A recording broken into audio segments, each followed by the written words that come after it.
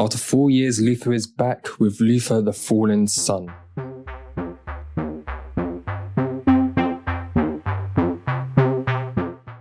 So I've watched every season of Luther, and after season 5, I was really interested in where they were going to take the show. I really thought we were going to get another series, especially with how they left it with Luther finally being arrested.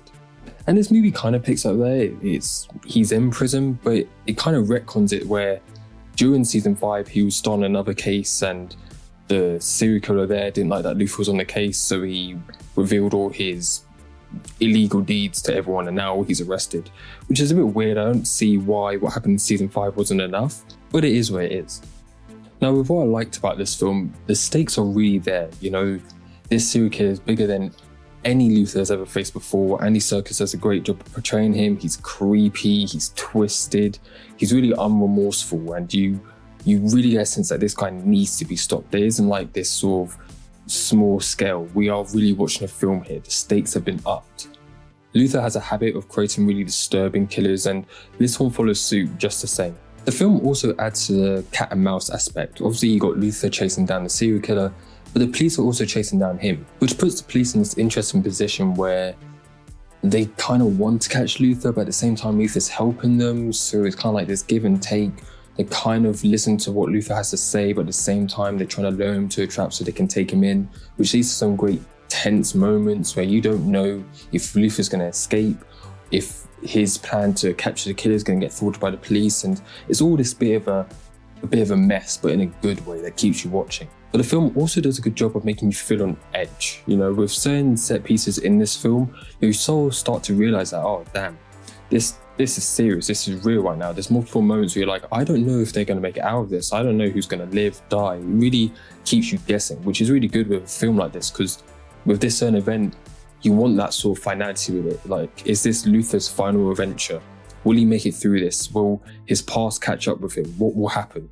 And this film really threads that line really well up until the end. So whilst all the traditional Luther parts are there, the only thing that's, I guess, different about this film is that we find Luther in prison. So how is that part? And I gotta be honest, it's not the best. I mean, it feels like they should have set series 6 in the prison, you know, have Luther kind of helping or consulting on cases, and then kind of have the end of season 6 lead into the film. It would have felt more natural.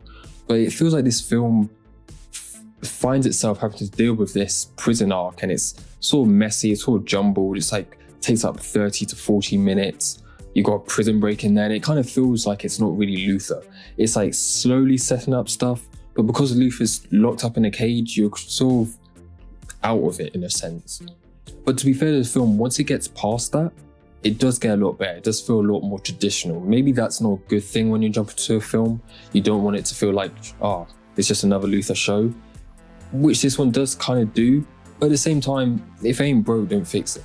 Overall, if you like the previous Luther series, you're probably going to like this one. You're probably going to have a great time with it. With all its deep, disturbing characters. Andy Serkis does a great job. Idris Elba does this thing. And the set pieces are really disturbing in a way that it keeps you wanting to watch. You have to get through the first maybe 30, 40 minutes when he's in prison, and that's a bit weird, doesn't really feel right. It's a good film and a good addition to the Luther franchise.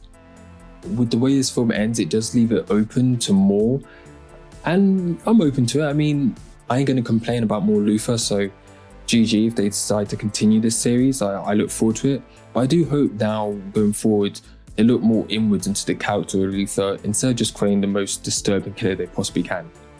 But anyway, that was my short, quick review of Luther. Did you see it? Did you like it? How does it compare to the previous seasons? Comment down below, let's start a conversation. We've been the Overall Nerds, and peace.